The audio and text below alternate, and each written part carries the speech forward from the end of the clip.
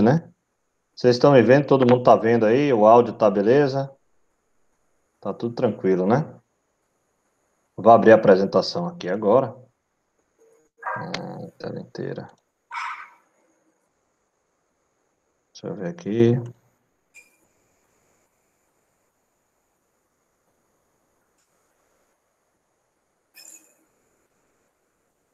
Ó, tá dando um errinho aqui. Ó o Bruno aí, ó. E aí, Bruno? E aí, Zé? Beleza. Todo mundo tá vendo aí a tela? Ou a apresentação, gente? Tô. Sim? Pronto, beleza. Galera, o que é que acontece, né? A gente está trabalhando com proteção. Então, o que é proteção? A gente, meu nome, trabalhar com proteção é a gente proteger os nossos equipamentos, né? E numa necessidade também proteger as pessoas, tá? Então, como é proteção de quê assim, Zé? Por exemplo, você tem um equipamento na área lá, na sua indústria e tal, e ele dá um curto-circuito por algum motivo, algum superaquecimento, né? Pode levar a isso, alguma umidade, né? Nos enrolamentos do motor, tal.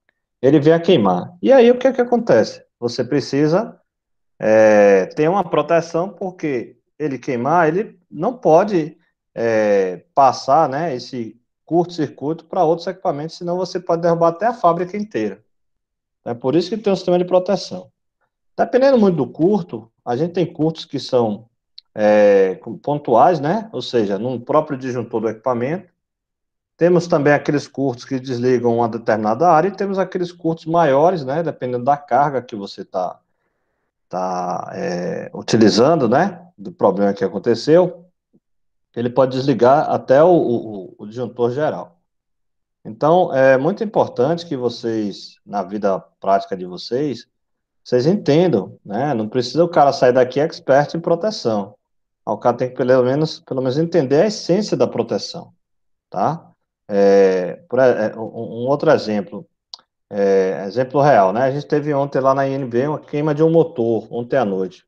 Então, isso desligou 3 áreas, né? Desligou mesmo, desarmou o CCM. E o motor pequenininho, de meio O cavalo, só para fogo foi vocês terem grande, uma bem, noção. Oi? É o quê? não teve explosão, não teve explosão, Não, não? que explosão. Não, filho, queimou o motor. Queimou o motor, aí desligou. Aí as proteções Só atuaram, isso. pô. Entendeu? Só isso. Só que Ah, aí tá. você para Mas a todos os proteção não é, equipamentos de uma determinada área, né? mas a Entendeu? proteção não evita queimar, a sobrecarga e tudo? As Depende proteção de como é isso. evita? É para evitar, mas dependendo, com um curto-circuito, ele tem que desligar, só que o equipamento já era. Por quê? Porque a corrente nominal ela é 10 vezes maior, né? Ou a corrente de curto-circuito é 10 vezes maior que a corrente nominal. Então, ele não vai desarmar e você recuperar o equipamento por uma sobrecarga, por exemplo, né? Que seria um rotor meio que bloqueado, né? Ou aquele equipamento está subdimensionado para a atividade que você quer, né? Aí ele vai desligar por sobrecarga. Mas também, se você ficar sobrecarregando ele o tempo inteiro, ele também vai queimar. Por quê? Você vai gerar um aquecimento excessivo nas bobinas do motor, né? E ele vai queimar em determinado momento, entendeu? Vai diminuir a isolação, né? A gente chama de baixa isolação, e as fases elas vão se encontrar. E acaba que você vai ter um curto-circuito, entendeu? Curto-circuito, gente, não tem uma explicação muito lógica para isso, tá? Dependendo do tipo de equipamento. Até Como é que se eu diz? consegui entender essa corrente nominal, Zé, como ela ultrapassa 10 vezes maior do que a normal. O Ela, tipo corrente assim, de o que curto-circuito é acontece para isso aí. acontecer Hã? do Não entendi sua não tem um pergunta. delimitador que poderia evitar não tem alguma coisa que consiga evitar ela? Acontecer ocorrer Curto-circuito, esse Não, tipo de não. acidente? Claro que não. Mas que você pode evitar o curto se você tiver o seu sistema bem dimensionado, tá? Só que existem determinados tipos de curto-circuito. É igual você não trabalha com eletrônica, aí você queima um capacitor, né? Você tem como evitar a queima do capacitor? Hein? Zé, eu vou entrar e vou sair, tá travando demais. Tá me ouvindo? Ah. O pessoal tá me ouvindo aí, gente? Ô, Zé, eu Oi. tô. Tá ouvindo bem? Aqui tá normal. Tá normal? Aqui tá normal, Zé. Pronto. Então é Bruno mesmo que tá com problema, tá? Então, o que é que acontece? O curto-circuito, ele é extremamente complexo, muito complicado, tá? Tem que ter muito cuidado com a questão do curto e, como é que se diz? E muitas vezes não tem muito o que você fazer, sabe? Você precisa o quê? Como é que se diz? Cadê a apresentação? Aqui. Você precisa tentar interromper para que outros equipamentos também não entrem em curto-circuito, tá? Então, eu dei o exemplo aí de um capacitor, uma plaquinha eletrônica e você tem um capacitorzinho. Ele não pode entrar em curto, não é verdade, gente? E pode estourar, queimar, tal. Aí você diz, Zé, mas eu posso evitar. Claro que você pode evitar, mas tem determinados tipos de curto que não tem como você evitar.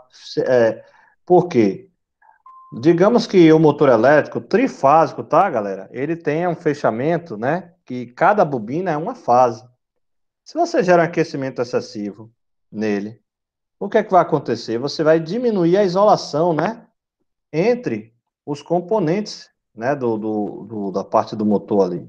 E o que é que vai acontecer aí, gente? Gente, tá me ouvindo? Sim. O que é que acontece aí? Se eu diminuir a isolação das bobinas, o que é que vai acontecer? Passagem. Dá curto, né? Diminui a passagem de corrente. Não é isso. Você vai Não diminui a passagem de corrente. Se existe uma Tá. defasagem entre não, minto, é o fases. contrário. Se existe uma defasagem entre fases, né? E você tem uma isolação térmica entre. Você tem um verniz, né? Tem aquele papel térmico. Porque no caso assim, Zé, dos motores existe um equilíbrio, né? Da resistência de cada bobina. Se Isso você mesmo. tira a resistência de uma, você aumenta o fluxo. Se você aumenta o fluxo, uma bobina vai estar mais que a outra, o motor vai estar meio que, sabe, tipo, Ele vai ficar louco, velho. dando mais impulso, então tipo, vai ficar rápido, devagar, rápido, devagar, rápido, devagar, rápido, devagar. Mais ou Tipo menos isso. assim, viu? Não acontece tão nessa coisa. Ele é na hora. O curto-circuito ele mais ou menos acontece assim, naquele dizer. momento, entendeu? Eu entendi o que você está falando. Mas é isso, você vai chocar as bobinas e vai fechar um curto-circuito entre fases. É por isso que ele queima. Entendeu? Existem situações que ele não queima, mas ele dá um negócio chamado baixa isolação. Ele não chega a fritar, entendeu? Só que quando ele dá baixa isolação, é o que a Angeline falou, né? Você desequilibra ele, o funcionamento dele. Aí ele não vai funcionar. A tendência dele é chamuscar mesmo, queimar todinho. Entendeu? E aí é um perigo. Isso aí só troca trocando a bobina. Tem que trocar a bobina, a gente chama de rebobinamento. Isso. Só resolve assim, né, Zé? Só resolve desse jeito. Porra, é um trabalho danado, velho. Você trocar aquele fio tudo. Mas aí você tem que contratar uma empresa especializada, velho. Porque assim, às vezes o cara acha que, pô, é simples, vou rebobinar o motor. Cara, é simples para quem já trabalha com isso, né? Mas para uma empresa normal. Oi. Eu falo assim, velho. Um detalhe simples, né, velho? Que o cara tem que praticamente rebobinar. Isso. É um detalhe simples, mas acontece, né, gente?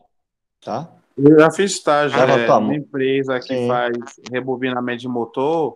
É muito trabalhoso. Nossa Senhora.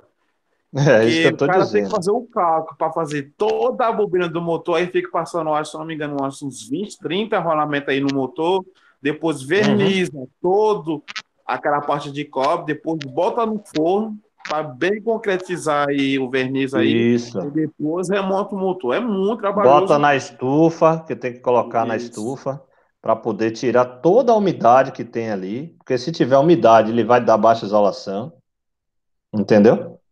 E, como é que se diz? E, posteriormente, tem que montar o motor e testar, né? Isso mesmo, ele desmonta, vai lá, testa, se ainda tiver falha, tem que voltar lá e qualquer coisa, tem que refazer toda a bobina de novo. Refazer tudo, Acontece de, por exemplo, vamos supor, o motor, 3 bobinas lá dentro, aí você tira uma, troca, não, é tudo junto, Angeline. É tudo não junto. tem como é você tirar uma bobina, não. Ele bota as duas bobinas no mesmo lugar. Assim, é tipo assim, eu tô falando assim, Eu tô falando assim, ele tira tudo, tô ligado? Porque é um em cima da outra assim pra fazer a ligação. Aí, por exemplo, ele vai tirar que tá com defeito. Aí ele tira as outras. Aí nesse deslocamento das bobinas é perigoso ele quebrar outra, o cara montar de novo. Acontece, Não, mas será? entenda, ó. Não quebra não, Quando Rafa. acontece isso, ele já tira tudo. Ninguém rebobina o motor em uma fase só, sabe? Ah, sabia disso Porque não. porque se der, por exemplo, normalmente você pensa assim, pô, deu baixa isolação. Você abre o motor, ele não tá chamuscado nem nada, mas as bobinas dele perderam a isolação, aí fecha um curto. Aí o que acontece? Não adianta o cara trocar aquela fase defeituosa, porque uma é uma bobina por cima da outra. Como é o nome, diferencia vai ser o verniz que vai, como é que se diz? Vai garantir a isolação entre as bobinas, entendeu? E você, além do verniz, você tem que secar aquele motor. Não adianta você ir com ele daquele jeito. Porque se tiver qualquer fugazinha ali, ele vai fechar um curto e vai queimar de novo. Entendeu? É um negócio bem O específico. gerador também, né, Zé? O Oi? gerador também corre isso. Não, é porque o gerador é um estator que tem ali. É um motor síncrono. Só que E invertido, ele acontece gera energia, né? casos. Eu vi algumas fotos lá, pega fogo mesmo. É porque assim, ó, deixa eu explicar a questão do Preto. gerador. O gerador, né, vocês já deram a matéria de máquinas. O que Já. acontece? O motor elétrico você transforma a energia elétrica em energia mecânica. Já o gerador é o contrário, você transforma energia mecânica em energia elétrica. Só que o gerador, né, vamos dizer assim, um gerador síncrono, é como se fosse um motor síncrono, para não ter defasagem entre o campo girante e a velocidade do rotor, tá? A diferença basicamente é essa, é só invertido. Por exemplo, se você tem um motor elétrico em casa e você tem uma máquina que você consiga girar ele, uma máquina mecânica, você consiga girar ele de uma forma muito rápida, ou seja, na forma nominal dele, né, 1.800 ou 3.600 rotações por minuto, ele vai gerar energia, entendeu? Ele vai fazer o trabalho interno, o trabalho reverso, certo? Então, o gerador é um motor, só que de forma contrária, tá? Em vez dele consumir energia elétrica, ele vai gerar energia elétrica, tá bom? E esse que você falou mesmo de pegar fogo é por conta das escovas, né? Tem uns que não tem escovas, mas esqueci agora os nomes que dão. É o eletroímã que tem na ponta lá do rotor, para poder você diminuir a defasagem. Oi? É por causa da escova. Não, mas tem motores chamados de brúshulas. Deixa eu te falar. A maioria dos motores agora é que não tem escovas, entendeu? É o brushless. Só que é uma outra tecnologia, tá? Mas vamos lá, vamos trabalhar com proteção, tá? Vamos rapidinho aqui que tem bastante coisa para a gente ver, mas eu vou passar bem rápido porque essa aula já foi dada. Vou só tirar as dúvidas de vocês, tá bom?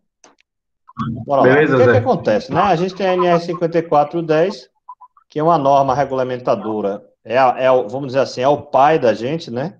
É a norma de instalação, manutenção, da parte de instalações elétricas de baixa tensão, tá? E é a norma principal para a gente fazer um projeto elétrico, tá? Um projeto de baixa tensão. Por quê?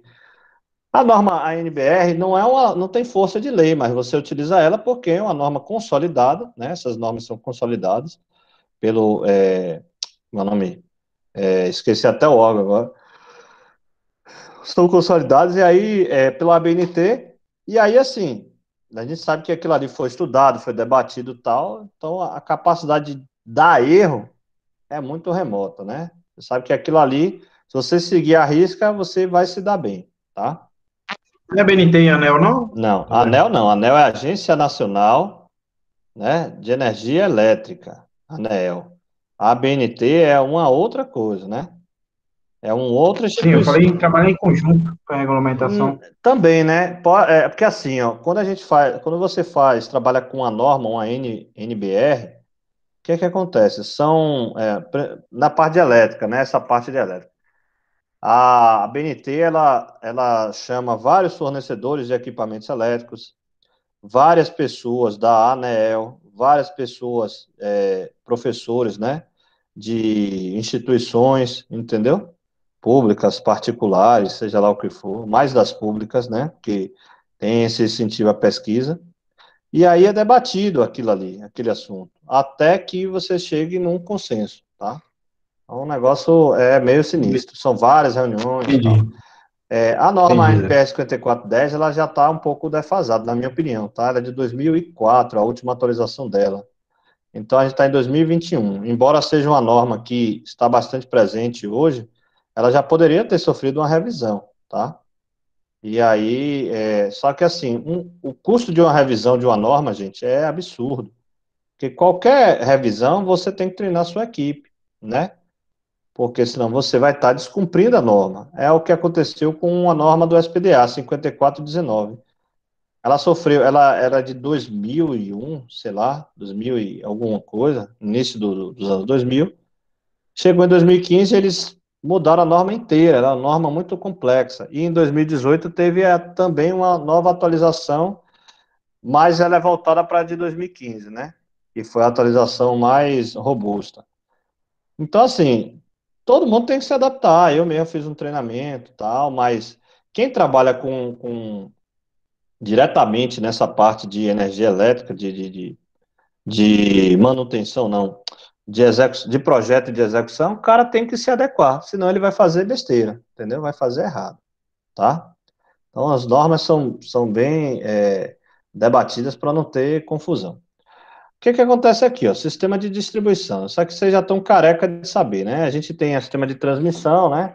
A subestação, ou a geração, a gente tem as linhas de transmissão, chega na cidade lá, ou no local, lá na empresa, tem uma subestação abaixadora, que ela vai transformar para a rede de distribuição, e aí primária, secundária, e aí até chegar na nossa casa ou na nossa unidade consumidora. Dentro da nossa unidade consumidora, a gente é obrigado, tá, gente? Se a gente quer ser atendido pela concessionária, a ter um quadro de medição. Tá travando, Oi. é o meu ou o seu está travando? Eu acho que tá travando o seu, viu? Aqui tá de Viu, boa, Bruno? Bruno. Nossa, Zé, tá parando sua voz toda, eu não tô ouvindo nada vocês falar. Dá uma ligada, Tudo é normal, Vou velho. sair É e entrar. internet. acho que a sua internet, ó, como é que se diz? Dá um reset no modem aí, no seu roteador, viu? Ele já saiu, Zé. Pronto.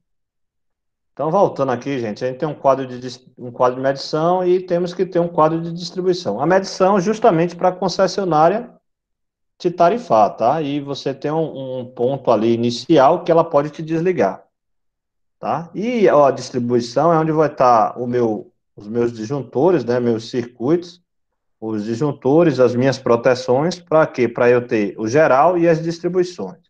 Antigamente, né, vocês sabem, e antigamente ainda é usual, né, vamos dizer assim, as casas só tinham um disjuntor, que é o geral, né? E isso com as normas regulamentadoras, né, as normas NBR, vem sido modificado ao longo do tempo, tanto que hoje vocês, como quase engenheiros, né, eu falo isso que vocês estão formando, vocês sabem que numa residência, em qualquer lugar que você for fazer um projeto, é obrigatório que você tenha uma separação de circuitos, né? Ou seja, tem que ter um circuito de iluminação, um circuito de tomada geral, um circuito de tomada específica, né? Um circuito de proteção geral, no circuito geral, desculpa, com a proteção geral, justamente para a gente evitar, por exemplo, curtos-circuitos em determinados equipamentos que venham a parar, né? A ser, como é que se diz? A utilizar a proteção geral do meu painel. E outro detalhe, né? A gente não pode ficar só no geral. A gente tem que estar no específico. Por exemplo, essa questão que eu levantei mesmo. Por que é que o motorzinho desligou uma área inteira? Isso tem que ser investigado, né? Entendeu? Por quê? Foi um curto-circuito muito grande. Aí você tem uma corrente extremamente alta, mas para desligar um centro de comando de motores inteiro, tem que ter sido uma corrente muito alta, né? Então, é uma coisa que a gente tem que dar uma checada geral aí, se está tendo alguma fuga, alguma coisa para, como é que se diz? Evitar esse tipo de problema, entendeu? Porque, por exemplo, se parar uma fábrica, parar um equipamento, normal, beleza. Mas separar a fábrica inteira por causa de um equipamento, dependendo do tamanho dele, um equipamento pequeno, aí eu digo a você que aquilo ali, você está com um problema na sua proteção, tá? Às vezes sua proteção lá da gaveta ou do seu disjuntor não está bem dimensionado, né? E aí vai passar para a proteção principal. E aí você pode ter um desligamento de tudo, tá? O quadro de medição, a gente não vou entrar muito em detalhe, mas você sabe que tem o medidor da concessionária, né? Você tem um disjuntor geral que tem que estar compatível com o disjuntor geral da sua casa, ou do seu empreendimento e tal. E eu estou falando isso no caso de baixa tensão, tá, gente? No caso de média tensão, não tem um disjuntor da concessionária. Você tem que ter um transformador e as chaves fusíveis, né? As chaves que vão abrir se tiver um curto no transformador. Você vai ter disjuntor dentro da sua subestação, na sua. Mas a concessionária ela não tem uma subestação para um disjuntor só para te atender. Diga. Então, nesse caso, nesse quadro aqui, ele está usando o neutro junto com terra, o PN, o PEN. Sim, PN. Uhum. Aí ele está usando o neutro da linha. O chamado neutro aterrado, viu? Para ser o potencial. Hã? Esse aí é o chamado neutro aterrado. Mas, tipo assim, aí ele utiliza da linha. Mas, tipo assim, a gente tem que equilibrar o mesmo potencial da casa inteira. Então, a gente vai utilizar esse neutro para tudo, não é isso? Você vai usar esse neutro para tudo, isso mesmo. Só que um detalhe importante, você precisa criar um aterramento na sua casa, por exemplo. Por quê? Porque você não vai ter só o aterramento, como é que se diz? Interno do equipamento, sabe? Das ligações elétricas. Você tem que ter o aterramento da carcaça. Tanto que hoje, qualquer equipamento que você compra, é obrigatório ter o condutor de terra do equipamento, porque ele visa tirar correntes parasitas, né, da carcaça do equipamento. Você, por exemplo, você compra um liquidificador hoje, vem 3 pinos a tomada, não é? É isso que eu ia te falar. Então, esses carros que estão da tomada, a gente tem que fazer um aterramento em casa próprio. Isso mesmo. Tanto que o painel da sua casa é obrigatório ter um barramento de... Eu vou mostrar no próximo aqui, ó. Isso aqui, tá vendo? Tá. Mas você tem aqui, ó. A gente vai utilizar em lâmpada, essas coisas, ou o quê? O aterramento não, o PN é porque é o seguinte, esse neutro aqui tá vindo da rua, tá? Ele tá vindo teoricamente equilibrado, né? Aí, para você evitar que tenha alguma descarga, alguma coisa nele, porque o que é que acontece? Se você tem um sistema equilibrado em triângulo, ou em estrela, desculpa, triângulo não tem neutro, em estrela, o que é que acontece? O neutro não vai ter corrente, né? Não tem corrente no neutro. Só que as nossas cargas, né, são desequilibradas, então você vai ter corrente no neutro, entendeu? Mas quando você está entrando na casa, por exemplo, saiu do transformador aqui da rua, entrou diretamente na sua casa, o que é que vai acontecer? Você aterra o neutro, a concessionária obriga você a fazer isso. Então, aqui na entrada do seu padrão lá tem um aterramento, tá? Não quer dizer que lá no painel da sua casa, por exemplo, esse aterramentozinho aqui, que a gente está vendo, ele não pode estar ligado naquele aterramento do início. Pode sim. Aliás, deve estar ligado no aterramento lá na entrada da sua casa para você ter o mesmo potencial no quadro de medição e no quadro de distribuição. É uma equipotencialização, entendeu? Então, no caso, nesse quadro, mas esse potencial que a gente vai ligar por causa do circuito, por causa da energia que está entrando para não ter sobrecarga. Aí, no caso, para dentro da casa, para os equipamentos, máquinas, essas coisas, tomada, a gente vai utilizar outro tipo de aterramento, o aterramento que a gente faz próprio da casa, para ter o mesmo potencial. Isso, isso mesmo. Só que, entenda, esse aterramento aqui do padrão aqui da Coelba, por exemplo, não é para sobrecarga não, tá? Sobrecarga é uma outra coisa. O que é sobrecarga? É você ter um equipamento de, sei lá, 1 cavalo e ele tem que movimentar alguma coisa que tem uma potência maior do que 1 cavalo. Isso é sobrecarga. Aí a sua corrente vai ser maior do que a nominal, tá? Por exemplo, vamos dar um exemplo aqui. Você tem um liquidificador e você vai botar madeira dentro do liquidificador para quebrar. É um evento meio maluco aí, tá? Mas assim, o cara vai botar madeira. O que é que vai acontecer? Não vai fazer nada, vai queimar o meu liquidificador por sobrecarga, porque ele vai ficar travado ali até a hora que queima o equipamento, entendeu? Tá? Entendi. Mas aqui, ó, a concessionária ela obriga você a aterrar o neutro na entrada da sua residência. Beleza? Então, se enterrar na entrada, você também tem que enterrar no quadro da Não, distribuição também. não necessariamente você precisa aterrar o neutro do seu quadro de distribuição. Se aqui, ó, ele já está o neutro aterrado na entrada. Esse neutro que está chegando aqui no seu quadro de distribuição é aquele como é que se diz? Enterramento. Da entrada, do seu quadro de medição. Esse outro neutro, aí ele chega aqui e fica aqui. Aí quando você ligar aqui seus equipamentos, aqui é só fase, tá? Tem 3 fases aqui, por exemplo.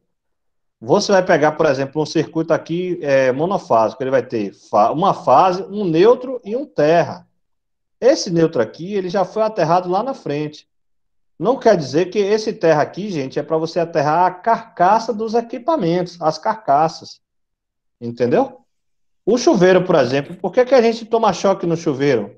Chuveiro antigo? Porque a carcaça dele não está aterrada. Pô. É por isso que tem que ter um condutor de neutro. Ou de neutro o quê? De terra. Desculpa, um condutor terra, certo? Porque lá atrás você falou que é tipo estrela em delta. Como assim? Porque como Vocês você nunca sabe que ele tá... estudaram delta estrela, não? Estudamos, mas eu não peguei muito sobre esse assunto, não. Então você tem que dar uma olhadinha no coisa, porque uma ligação estrela, ela não ela tem neutro, tá? Ela tem 3 fases e um neutro.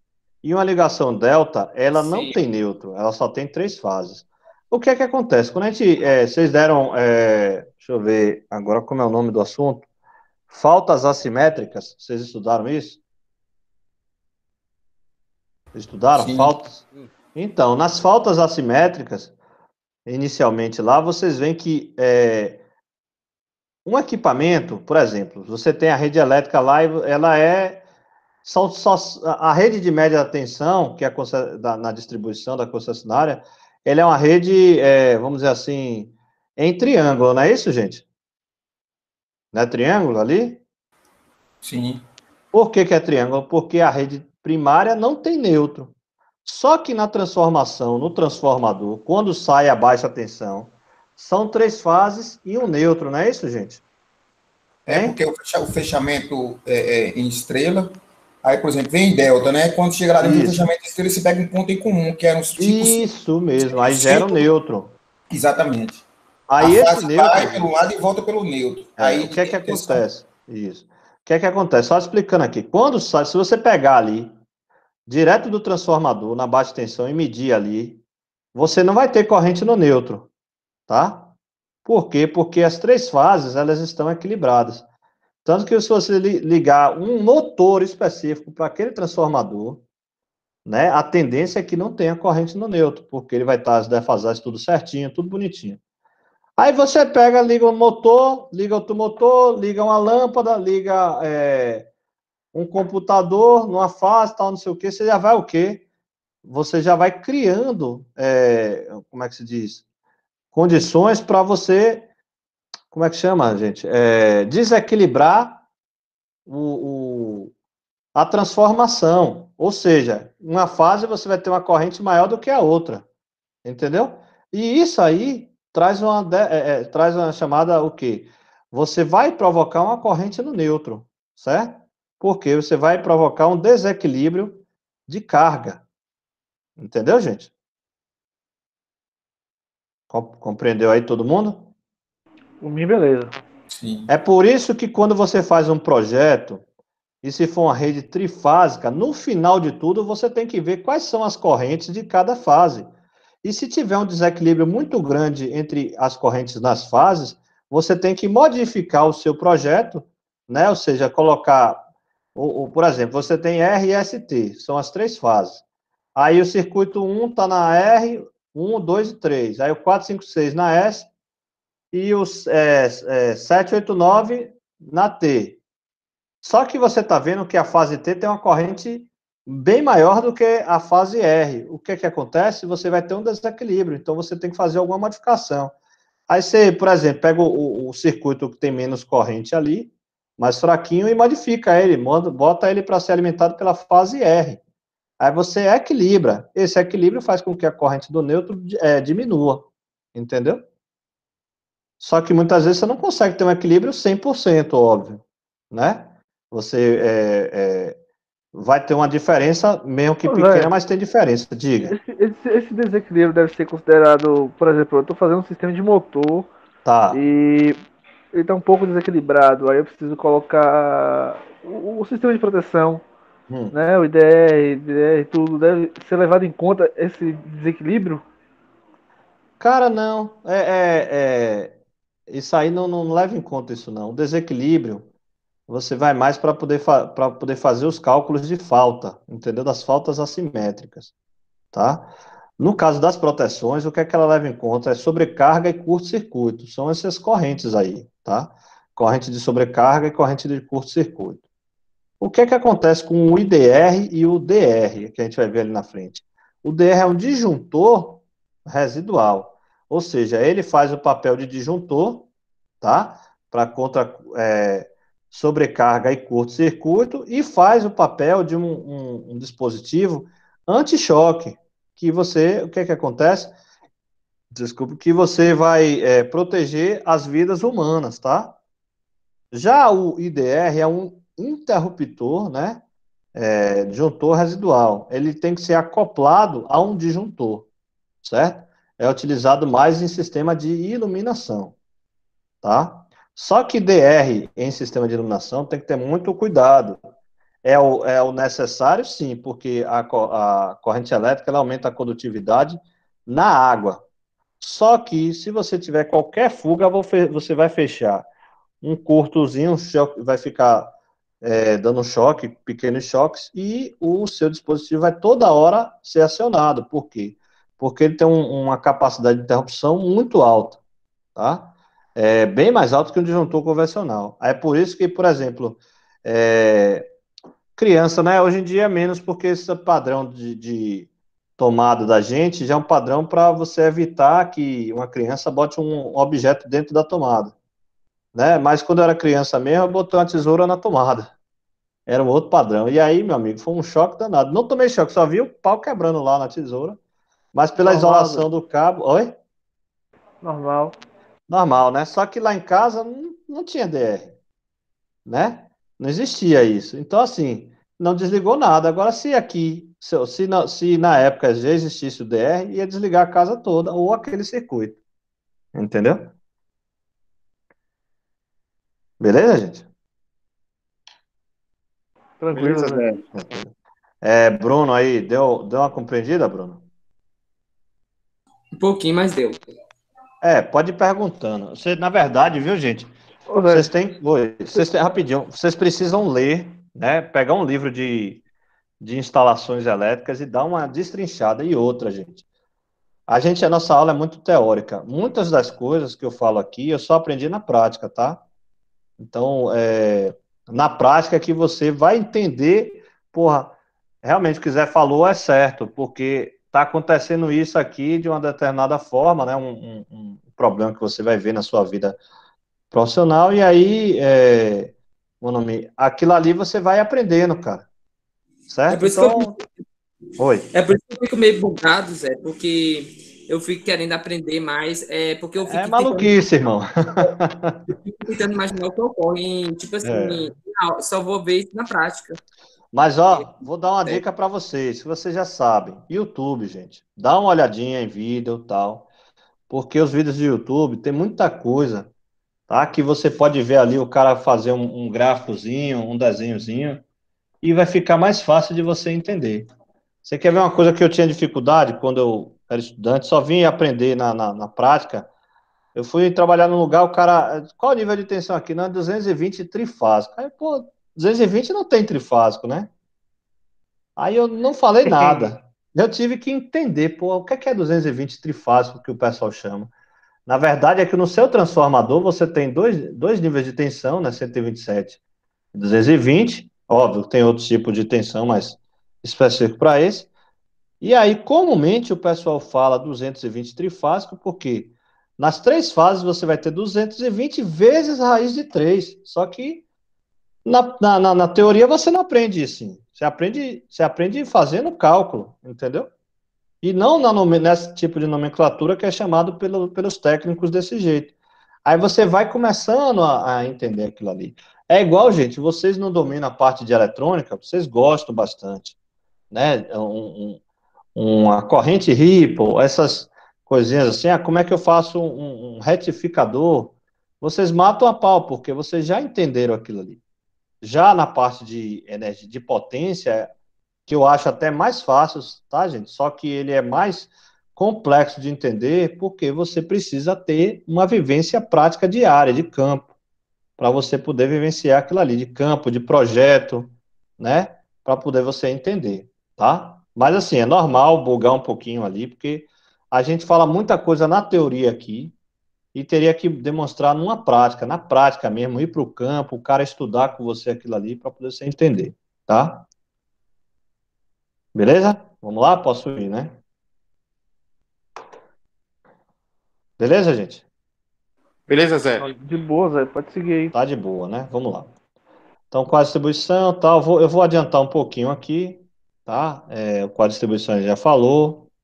A gente não pode ter nenhum obstáculo na frente do quadro de distribuição, né? Por conta que se tiver uma emergência, você precisa acessar ele com rapidez, tá? Então, às vezes em casa a gente bota a geladeira, né? Alguma coisa na frente do quadro de distribuição, não é legal, porque se tiver um problema, você consegue resolver rapidamente. E se tiver um obstáculo ali, você. Oi, pode causar um problema. Diga, Passa Bruno. outra imagem. Aí, Esse aqui. passa outra imagem. Lá em cima, Esse? não, a imagem do anterior, a volta, eu acho que é a outra que você mostrou do quadro. O DDR fica naquela parte de cima, não é isso? Que é o geral, que fica O primeiro, e DR, depois interliga DR, lá não é embaixo. DDR, não. DR, disjuntor residual. Você pode Não, é ter, porque viu? DDR, ele IDR. abrevia o D, Não. aí fala DDR, né? Entendi. Ele Mas o abrevia nome dele é DR, disjuntor residual. Mas tem DDR mesmo. Só que comumente chamado de DR. O que é que acontece? Você pode ter um DR geral e você pode ter um DR por circuito também. Não necessariamente você precisa ter um DR na entrada aqui, ó. Por exemplo, aqui, ó. Aqui a gente tem um DR logo no disjuntor diferencial residual, DDR, isso mesmo. Geral, tá vendo que tem um? E aqui Sim. embaixo a gente tem aqueles disjuntores antigos, né? Chamado de NEMA, que eu não aconselho mais usar isso aqui. Eu aconselho usar o de trilho DIN, tá? Os DINs. Esse eu vi lá no apartamento da minha.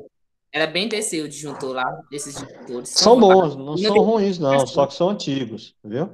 Eu não vi nenhuma notificação lá, tipo, falando tipo que para qual lugar era, se é para cozinha, quarto e nada. Só tinha Porque não colocaram a identificação, né? É obrigatório ter identificação. Quando vai lá, só que a pessoa lá sabe qual desligar. Eu fico assim, qual desliga aqui? Agora que eu vou mexer aqui, aí eu pego e desligo tudo de uma vez logo. Isso. Sei qual é? Isso, viu? Mas é porque tem que estar identificado. Qualquer disjuntor tem que ter identificação. Então a gente está vendo aqui que eu tenho um DR na entrada, mas os outros não são DRs, tá? Mas eu poderia ter aqui por exemplo, eu tenho uma banheira. Zé, pô, banheira é um equipamento que pode dar choque? Claro, pode dar um choque. Então, por quê? Porque você vai estar imerso na água, né? E aí, o que é que acontece? Eu posso ter um DR, tanto na entrada quanto um DR específico para minha banheira. Né? O DR ele vai fazer a função do disjuntor, tá? Como também tem uma função a mais de evitar choque elétrico. Tá bom, gente? Beleza? Copiou, Zé, galera? tira uma dúvida aqui rapidinho. Diga. Não tem aquele gráfico que a gente vê de disjuntor, né? Uns para que a curva é mais rápida, um que a curva é mais lenta. Sim. Eu tava pensando aqui, Zé, que a gente tava falando aqui agora há pouco, né? A gente faz equilíbrio das fases, né? Não ficam 100%. Sim. Como ela não fica 100%, Zé? Isso aí não vai interferir nesse tipo de análise, não, do disjuntor? Não, cara, entenda. O disjuntor, o que é que acontece? como é que se diz? Ele trabalha para você manter o seu sistema com a corrente nominal, né? Então, ele vai proteger o seu circuito contra sobrecarga e curto-circuito, tá? A questão da velocidade do disjuntor é porque depende da aplicação. Por exemplo, na nossa casa, né? Eu, se eu não me engano, é do tipo C. Tem que dar uma olhadinha aqui. Mas na nossa residência, você não fica olhando curva de disjuntor. Você vai olhar o disjuntor que tem uma corrente próxima, né, a nominal, pouquinho acima da corrente nominal do seu circuito geral. Verdade. Ou do circuito específico de alguma coisa lá, tá? Você não fica olhando curva de disjuntor. Agora, quando você vai partir para uma indústria, aí sim é um ponto diferente, porque não tem só disjuntor, né, DIN. A gente tem disjuntor caixa moldada, tem vários tipos de disjuntor que tem relé transistorizado, tá? Esses disjuntores é que a gente tem que, no projeto, observar a curva, né, de velocidade dele, tá? Por quê? Aí eu tenho um equipamento super sensível, tá? Ele tem que ter normalmente esses equipamentos hospitalares, tal, eles têm que ter uma curva o disjuntor tem que ter uma curva muito rápida, né? Tem que ter a velocidade muito rápida, porque são equipamentos ultramente sensíveis. E se eu tiver qualquer problema, eles vão queimar mais rápido. Então, a curva do disjuntor é mais ou menos nesse caso. Agora, se você for um cara extremamente criterioso, você não, porra, eu sou um engenheiro fodão aqui, extremamente criterioso. Aí você vai fazer um projeto e você vai verificar qual é a curva do disjuntor que vai atender você para uma determinada coisa, entendeu? Evitar queimar um equipamento seu, um circuito, né? De um determinado equipamento. Aí você pode trabalhar nesse caso. Só que na prática, especificamente falando de residência, a gente não olha muito para essa questão da curva. Por quê? Quando na indústria você tem um CCM, vocês viram lá na INB, lá um monte de painel grandão, cheio de gavetinha, né? Aquilo ali a gente tem vários fusíveis, né? Retardantes. Eu não tenho um disjuntorzinho ali dentro. Eu tenho fusível, eu tenho chave de contactura, eu tenho relé térmico, tem um monte de proteção para o meu motor. Por quê? Porque ele não vai ficar só olhando com sobrecarga e curto-circuito, ele vai olhar outras coisas. E muitas vezes na partida de um equipamento, gente, a gente tem uma corrente maior do que a corrente nominal. Então, assim, não é interessante que eu tenha um disjuntor de uma curva tal que, vamos dizer assim, aí eu preciso, sei lá, de 3 milissegundos, né, para aquele motor ser acionado numa corrente, sei lá, 2 vezes maior que a corrente nominal. Isso é que é a curva do disjuntor. Veja, deu falar porque estava travando, saí e voltei de volta. Que você estava falando que a curva do disjuntor, que você tem que usar porque qual a diferença do residencial para a empresa? Estava muito entendi. Sua internet está bugada aí. Rapidinho. Angeline, você está entendendo aí? Tô sim. Pronto. O que é que acontece? O disjuntor normal residencial, você só vai olhar sobrecarga e curto-circuito, é o comum. Tá dizendo só se você for um cara extremamente criterioso. Mas numa indústria, você olha a curva do disjuntor justamente porque você tem equipamentos que muitas vezes são muito robustos e eles precisam, dependendo do tipo de acionamento dele, ter uma corrente acima, ou pouco acima da corrente nominal, por um determinado período de tempo. É por isso que a gente tem que verificar a curva do disjuntor, né? Ou verificar o tipo de fusível que você está utilizando de carga, tá? Não só o de comando, o fusível da carga, porque se eu precisar de um exemplo de 3 milissegundos, né, para poder acionar um motor elétrico, por exemplo, vou ter um determinado disjuntor que a curva dele faz com que, com 1 milissegundo, é um exemplo hipotético, tá, gente? Em 1 milissegundo ele já seja acionado. E aí, toda hora, ele vai desarmar. Né? Você vai achar que é um problema no seu equipamento, mas não é um problema no equipamento, é um problema de dimensionamento do seu projeto, tá? É por isso que você observa a curva do disjuntor. Beleza, gente? Ok, galera? Beleza. Ok. Angeline, compreendeu aí? Sim. Compreendeu? Pronto. Então, assim, tem que olhar o tipo de equipamento que você está utilizando, tá? Eu vou adiantar aqui, tá? A gente tem aqui, falando sobre disjuntor termomagnético, que é o comum, né? Sobrecarga de curto-circuito e tal. Não vou entrar muito no mérito, porque eu já acabei falando muita coisa sobre isso. Disjuntor termomagnético versus o fusível. Fusível é uma coisa que, assim, ele é amplamente utilizado também ainda hoje, embora em residencial, escritório e tal, você não usa fusível, né? No circuito você usa disjuntor, porque se der um problema, você rearma e religa Casa ele. antiga, né? Da década de 50, 40, usava muito fusível, pegava fogo, Porque né? não existia disjuntor, né, velho? Saía pegando fogo na casa, porra toda. Só que hoje ainda existe disjuntor, ainda existe fusível, porque nas gavetas, né, dos equipamentos elétricos, você precisa de Fusível determinados só em tipos de máquina, fusíveis. certo? Oi? Oi? É o quê? Fusível é mais utilizado mais em máquinas, né? Ou em máquinas, Fusível é mais né? utilizado em máquinas. Isso. Os fusíveis grandes em máquinas e os pequenininhos em proteção de placas eletrônicas, tá? Filtro de linha, essas coisas, Então, tem em caixa de fusível também. É o quê? Não entendi, Em Bruno. caixa de som também. Em Sim, caixa de som sim, também é isso. É a utilizado. proteção, né? E a gente tem fusível também chamado de HH, que é usado em subestação. Só que hoje em dia está meio que em desuso, né? Quem pode fazer uma subestação com um relé de proteção, aí ninguém vai ficar, o cara não vai ficar usando fusível HH, que é um negócio extremamente robusto assim, e é complicado, ele não rearma sozinho, você tem que trocar, tá? Vamos lá.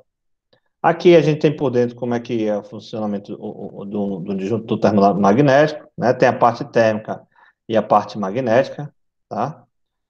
As curvas aqui, falando especificamente de curva, tá? Curva B, cargas sensíveis, eletrônicas ou resistivas em circuitos, exclusivamente em linhas extensas. Curva C, cargas genéricas, aí, ó. Curva C, tá? Carga genérica em instalações residenciais e similares ou eletrodomésticos em geral. E a curva D, cargas genéricas com corrente elevada no fechamento, ou seja, aquele que eu preciso de mais tempo com a carga elevada, depois ela vai para a nominal. E a curva B, galera, é aquele que eu falei, carga sensível. Por exemplo, como é que chama aquele aparelho hospitalar lá que fica medindo os batimentos cardíacos do cara numa cirurgia, né? Isso. Fica observando isso aí. E é o que acontece? Você tem que ter um equipamento extremamente sensível para protegê-lo, porque se aquele negócio parar ali e queimar, o cara pode morrer, porque você fica cego, você não sabe como é que tá o batimento, o pulso, nada dele. Tá bom? Então tem que ter muito cuidado, tá? Então, assim, observando as cargas, a gente tem que ver o que é que a gente vai utilizar. Então, por isso que eu falei, né? Sobre as cargas, sobre as curvas dos disjuntores, né? Vamos ver aqui o B. A faixa de atuação de 3 a 5 vezes a corrente nominal. Já na curva C, que é a normal, né? De 5 a 10 vezes a corrente nominal. E no D, de 10 a 20 vezes a corrente nominal. Zé, D a gente usa mais ou menos aqui, motores grandes, né? A gente usa como é que se diz? A curva D. Só que isso aí varia do projeto, entendeu? Só responder aqui. Vamos lá, vamos seguindo. Sim, galera, alguma dúvida nisso aqui? Seja tranquilo, Zé. Tá tranquilo? Como é o nome? Eu tinha mais aquela dúvida da questão do se interferiu ou não, entendeu? O uso Né? até entendi, mas se interferiu ou não. Cadê João Vitor? João, tirou a Fala, dúvida aí, Toquinho. pai? Tirou a dúvida aí? Mais ou menos. Mais ou menos. O que é que você tem dúvida? Eu mandei no chat mais cedo aí sobre o caso lá que você falou do motor que queimou.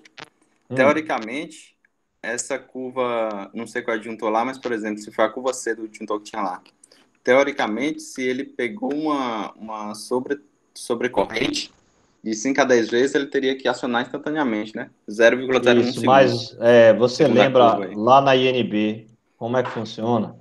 A Uhum. gente não tem disjuntor para o motor. Você tem uma gaveta Por motor. Sim, eu por lembro. equipamento, entendeu? E aí, o que é que acontece? A gente tem que fazer uma investigação, porque é que a gaveta foi acionada, mas também o disjuntor do CCM foi acionado. É porque muitas vezes, como o motor torrou, ele estava torrado mesmo, né?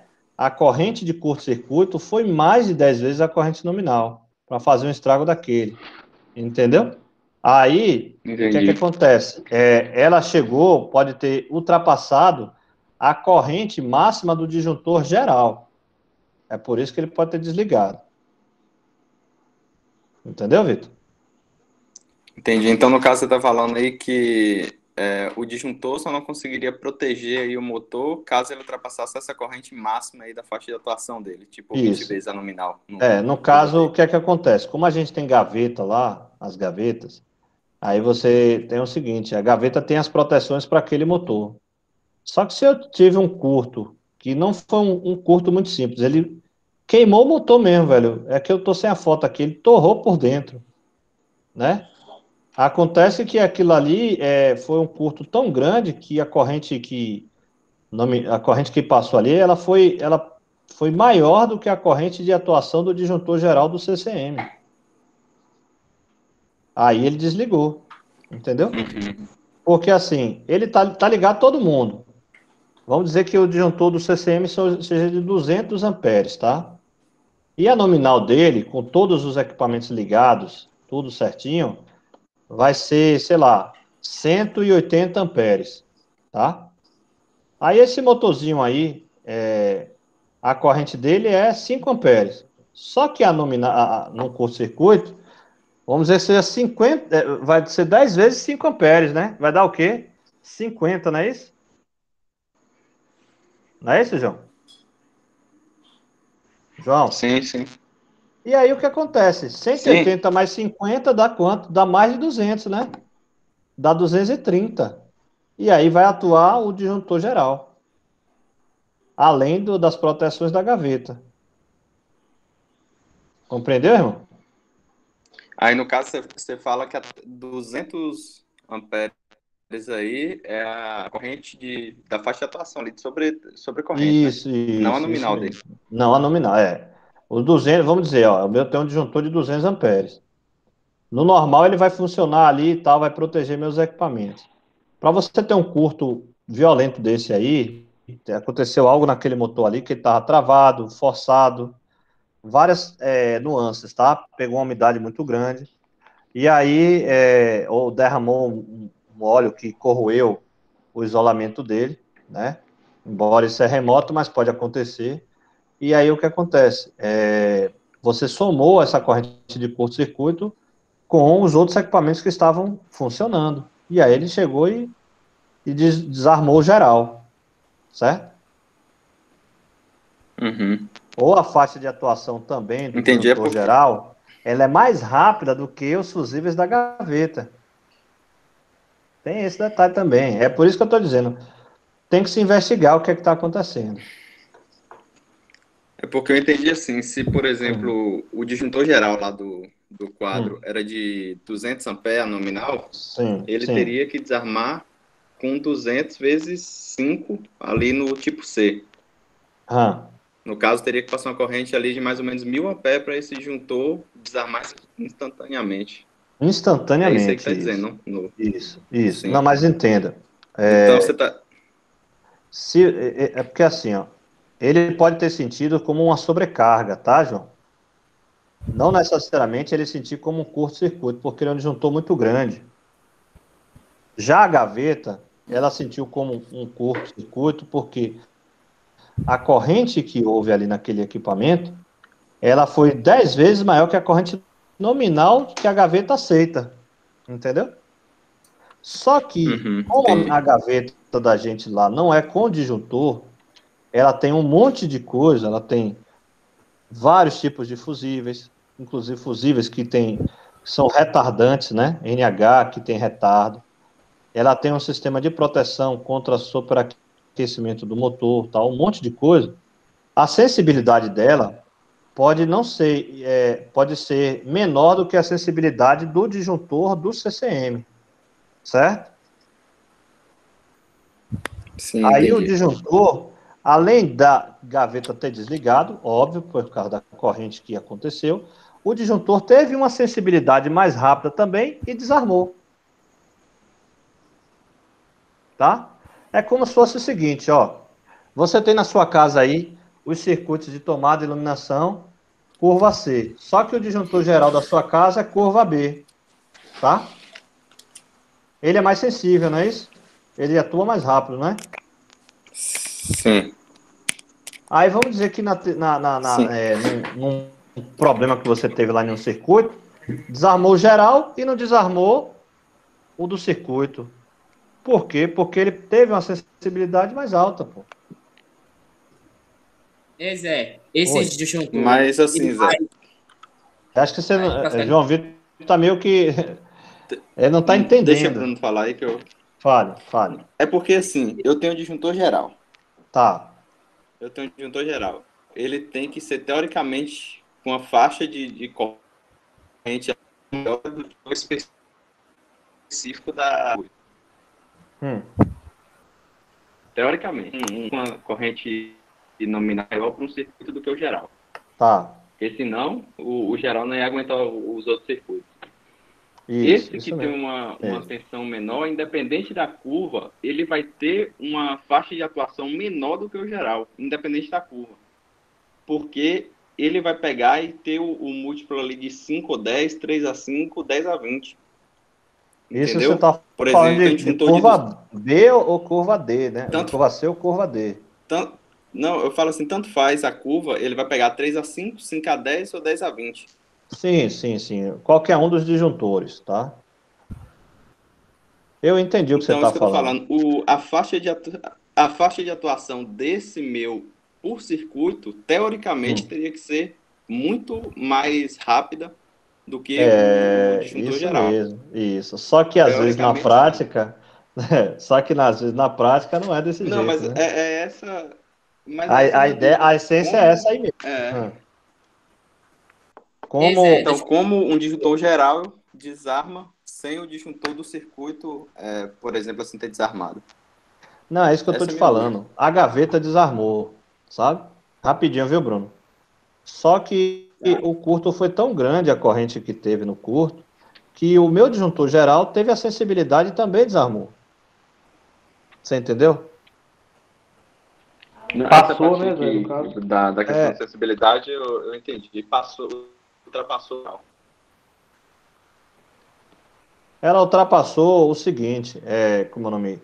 A corrente pode ter chegado num valor alto e chegou na corrente, no valor de desligamento do disjuntor. É isso aí, velho. Entendeu? Para você ter por exemplo, se você queimar um liquidificador ali, você ligou errado, ele é 127, você liga no 220, não vai queimar? Hein? Vai queimar ele, não vai? Vai. Mas você acha que ele vai chamuscar?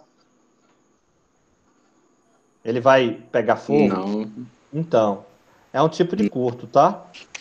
Só que a partir do momento que você tem um curto que o seu motor pegou fogo por dentro, é um outro tipo de curto, uma corrente muito mais violenta para fazer aquele estrago ali.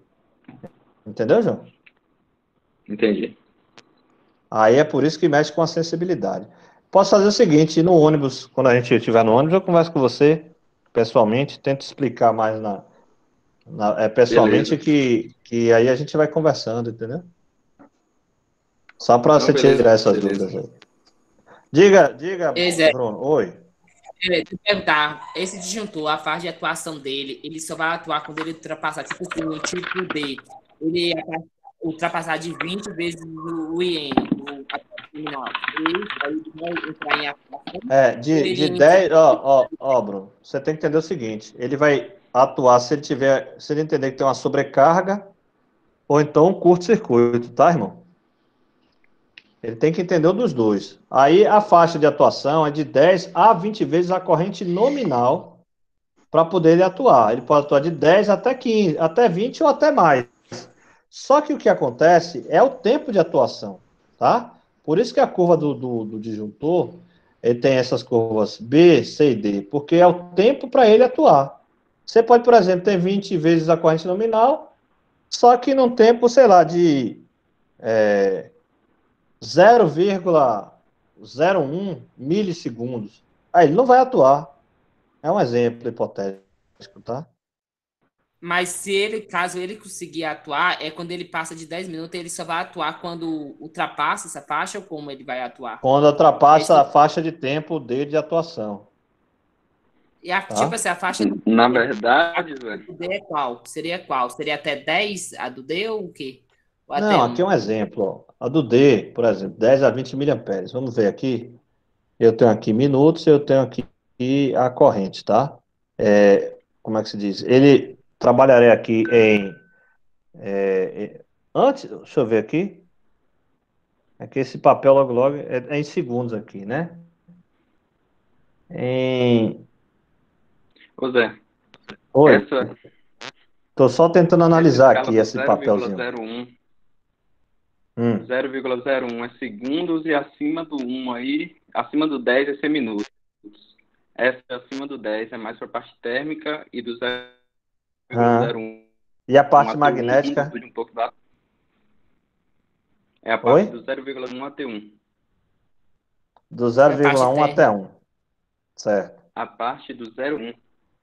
Porque aí é esse mais central. Tá vendo? 1, 2, 3. Do 3 até o 5.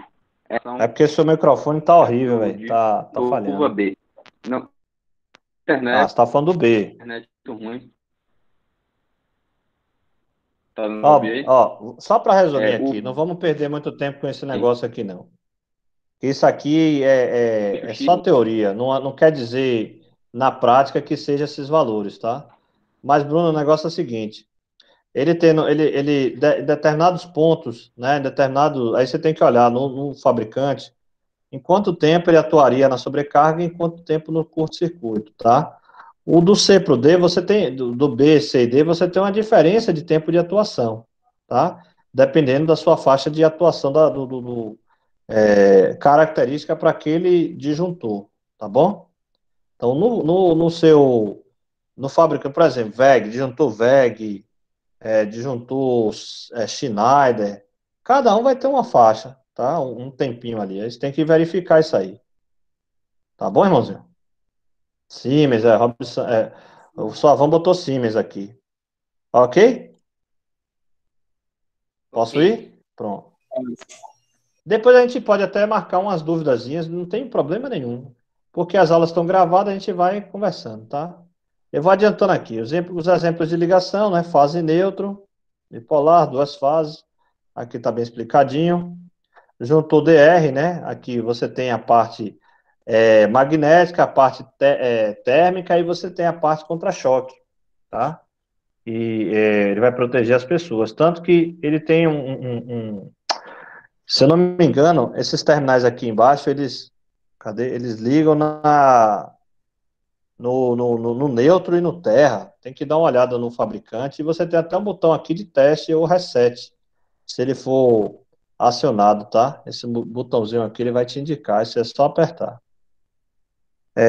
Aqui. Então, qual a função dele, né? Pode-se dizer que o DDR, né, dispositivo protege os condutores de circuitos contra sobrecarga por circuito e as pessoas contra choques elétricos.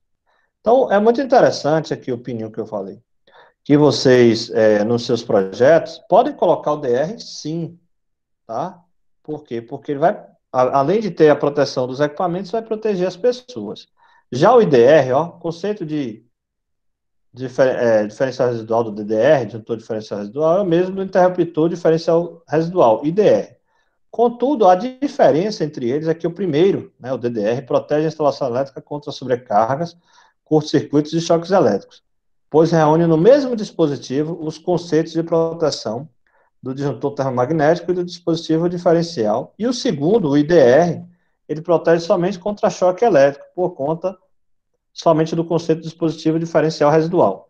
Na prática, galera, significa custo. Você não vai deixar de comprar um DR, né, um DDR, se você puder, né, e vai botar um IDR no seu painel, você vai gastar mais, tá? E isso aí vai impactar no custo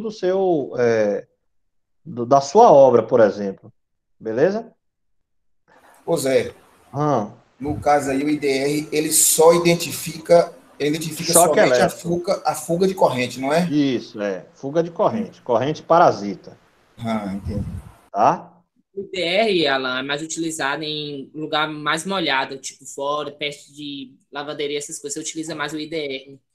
Mas, ó, Bruno, deixa eu te falar uma coisa. Na prática, pai, você usa o DR, sabe? Porque você vai unir, entenda. Mas o DR não é caro, Zé? O DR Oi? não é caro? O DDR não é mais caro? O IDR, tipo assim... Sim, mas, ó, o que é mais caro? Você comprar um DR ou você comprar um disjuntor normal e um IDR. Entendeu? Ah, sim. E aí o seu painel tem que ser mais robusto, tem que ser maior, porque vai ter que caber os dois. Tá? Sim. Alguém falou aqui, tá chato. Toda hora que você fala algo interessante, a porcaria da net cai. Foi Carlos, né? A minha tá a aula está sendo gravada também, gente. Então, se vocês quiserem, eu vou disponibilizar a aula para vocês, tá? Não tem problema. Viu? Ninguém vai perder nada, não. O que é que acontece aqui, ó? O IDR, o DR, IDR, seja lá o que for, ele tem que ter uma corrente de disparo, né? Ou uma sensibilidade para uma corrente de 30 miliamperes. Porque a gente sabe que 20 miliamperes você já pode morrer, né, gente? Acho que foi na primeira aula de engenharia elétrica que eu tive com vocês, eu falei sobre isso, tá? Então, o equipamento tem que ter uma alta sensibilidade. Vamos lá. Uso do IDR, né? O cara colocou aqui na parte de iluminação externa, tomada sobre pia e tal, mas na minha concepção, o que é que acontece? Você pode ter um DR geral, tá, gente? Beleza, Zé, ótimo. Só que assim, ele é um equipamento que ele vai ter uma corrente, né, maior, né? A corrente nominal dele é maior. Então, para determinados setores, é interessante você ter um DR. Por exemplo, a área de cozinha é a área molhada que a gente sabe. Então, os circuitos ali tem que ter um DR ou colocar um IDR, tá? Área externa, de iluminação externa, mesma coisa. Banheiro, mesma coisa. Oi. Eu cheguei a ler a NBR toda e ela diz o seguinte, se não me recordo, para iluminação só exige o DR ou o IDR se for para áreas expostas, entendeu? Isso lâmpada mesmo. só exige. Isso mesmo. Se você tiver uma lâmpada que vai ficar numa área exposta, que pode ser molhada, aí é obrigatório ter o DR, o dispositivo de isso mesmo. Iluminação. Então, vamos lá. Alan falou certo. A iluminação, o que é que acontece? Iluminação de área externa. Por quê? Porque você pode ter um curto-circuito ali, né? Tá, tem chuva, tem umidade, tal. Iluminação de área interna não tem tanta necessidade. Agora sim, circuitos que tem equipamentos, tipo geladeira, máquina de lavar roupa, máquina de lavar prato, secador de cabelo. Zé, uma dúvida. Oi, rapidinho. Esses Rapidinho circuitos mesmo. aí deixa eu só terminar rapidinho. Os circuitos de áreas molhadas, é interessante que você coloque um DR ou então um IDR, tá? Diga aí, Angelina. Uma dúvida, a gente está falando aqui de sistemas em que é a residência, né? A gente recebe energia. Isso. Agora, no sistema de geração, Zé, como é que fica a regra? A gente tá mais Você está falando de painel solar? Também. Porque geração você tem gerador e tem painel. Eu falo assim, Geração própria, você está falando, geração né? própria. Tem várias formas. A geração própria, por exemplo, como é que segue esse padrão? Mesma coisa, pô. NBR 5410 é para qualquer instalação de baixa tensão. Entendeu? Basta que você tenha um bom aterramento, tá? E você tenha um projeto bem elaborado, entendeu? Para você evitar essas, como é que chama? Essas defasagens, não, esse desequilíbrio entre cargas, tá? Mas o resto Não tem, você tem que seguir a norma. A norma não é porque você está ligado na concessionária que você tem que seguir ela, negativo. É para qualquer tipo de instalação. Compreendeu, Rafael? Sim, sim. Viu? Então, assim, eu estou trabalhando com solar, Zé, não preciso cumprir a NBR. Na verdade, você não precisa cumprir, não. Só que se tiver um problema, você pode ir em cana por causa daquilo ali, velho. Porque você descumpriu a regra e você não vai ter respaldo técnico para poder você justificar, entendeu? Entendi. Certo? Não, tranquilo. Beleza. Tranquilo, galerinha? Aqui, ó, a gente tem aqui um exemplo, né, dos disjuntores, né, como é que chama? Disjuntor normal, termomagnético, aí eu tenho aqui o disjuntor, é isso que eu falo, eu tenho um disjuntor termomagnético e tenho um IDR. Então, além de ter o disjuntor, eu tenho mais outro dispositivo por fase, ó, gente.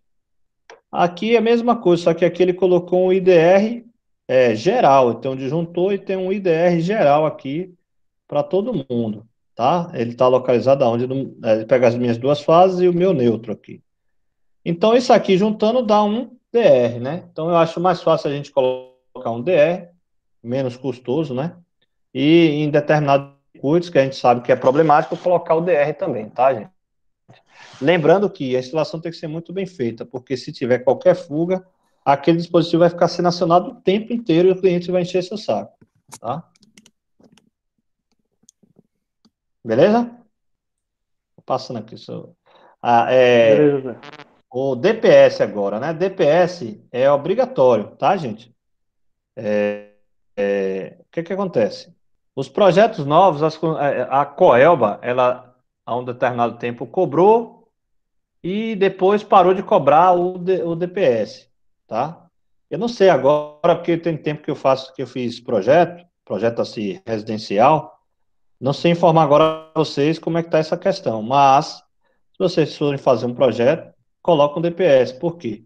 Dispositivo de proteção contra surto. Surto que vem na rede externa, surto se você tiver um SPDA, né? Você vai evitar a queima dos seus equipamentos, tá? Por questão de sobrecarga na sua rede, né? Curto-circuito na rede, tá? Então, o DPS, ele visa proteger os equipamentos. Como é que funciona, Zé? Ele fica monitorando a frequência. Se a frequência for mais alta do que a nominal dele, né, 60 Hz, ele vai abrir e vai filtrar aquilo ali. Só vai deixar passar os 60, tá? É isso que é um DPS. Agora, não caiam, já falei isso com vocês, não caiam na história daqueles caras que vêm com equipamento dizendo, isso aqui, bota lá na rede, lá que vai, no seu quadro lá, vai diminuir o seu consumo de energia. Aquilo ali é só firula, irmão. Só para ganhar dinheiro. Ele não vai resolver nada. Ele pode melhorar a qualidade da energia na sua residência, no seu escritório e tal, mas vai diminuir o seu consumo por causa disso, né? Porque você é faturado, nós somos faturados pelo nosso consumo total, tá? Vamos lá, o que é surto? Ó, a gente vê aqui a frequência, nível de tensão, desculpa, ó, com a frequência constante, né? Ele é um senoide perfeito. Se eu tiver um surto, não é qualquer problema na minha rede, ó, o que acontece? Pum, a corrente, o nível de tensão sobe, ou a corrente sobe drasticamente, né? E, consequentemente, a minha frequência. E aí vai queimar o meu equipamento. Aí o que acontece? Você joga um filtro, que é o meu DPS, e ele vai filtrar, né, essas harmônicas aí, né? Vocês já estudaram sobre harmônicas, você já deve ter estudado.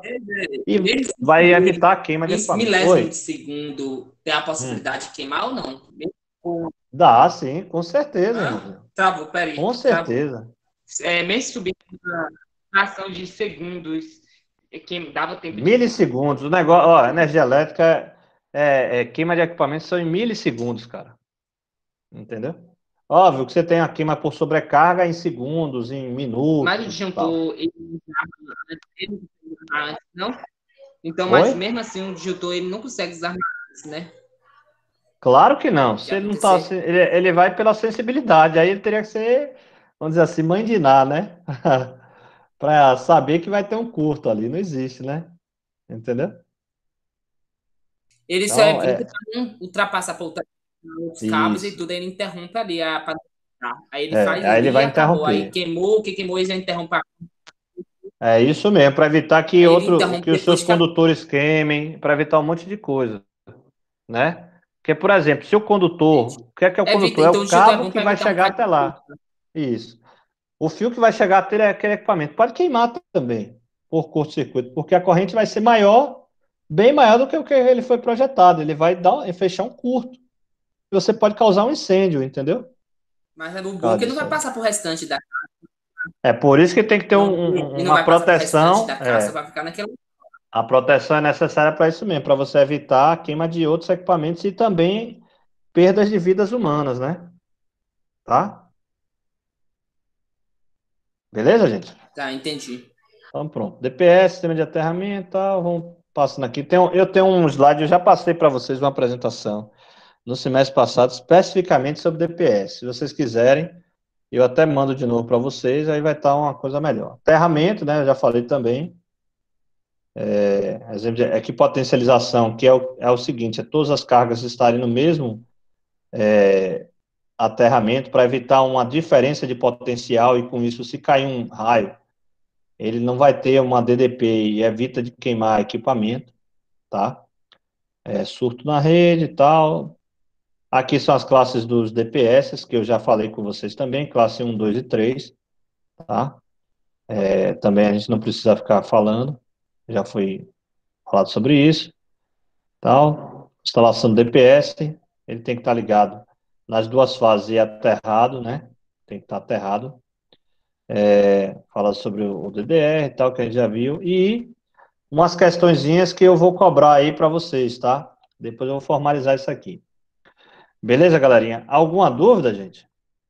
Vocês queiram tirar? Boa, Zé. Tá de boa? Deixa eu interromper o compartilhamento aqui. Suave. Pronto. Suave? Depois você puder mandar atividade, os slides lá no Moodle também colocar, eu fico agradecido, viu? Colocar os Vou slides botar no assim. Moodle, Eu coloquei que lá, lá está não os vídeos. botei não? Só tá os vídeos? O slide Então, aí, o Não slide eu sei, acho que não, velho. eu só entrei ó, e só teve a opção de lá. deixa eu parar o vídeo aqui. Então, deixa eu parar aqui, vou terminar a gravação, só um momento. Interromper a gravação.